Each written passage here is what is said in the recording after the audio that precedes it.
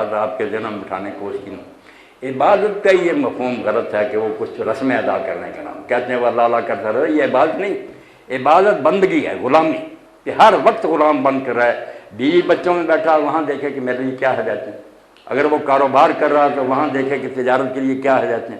اس لیے یہ بندگی نام ہی ہے کہ وہ ساری زندگی میں اللہ کے قانون کی اطاعت کرے۔ اور جو دیکھے کہ مسلمانوں پر قیامت آئی ہوئی ہے، دین کو لوگ روند رہے نہیں پاؤں تک، اس کو یہ حدیث پاک یاد رکھنی چاہیے، من لم یہتم بامور المسلمین فلیس مسلم۔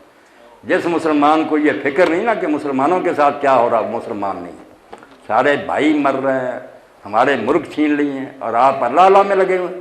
ایسی بات جو ہے اس کو جو عبادت کہتا ہے وہ بھی جاہل ہے، اور جو یہ سمجھ کر عبادت کرا کہ میں عبادت تو کر رہا ہوں، عبادت ہوتی تو پوری زندگی میں خدا کا قانون نافذ ہو۔ بندگی اصل معنی اس کا بندگی، پوجا نہیں، بندگی۔ بندگی کیا؟ غلامی۔ آقا حکم دے رہا ہے، غلام مان رہے ہیں، ہر وقت عدالت میں، گھر میں، بازار میں۔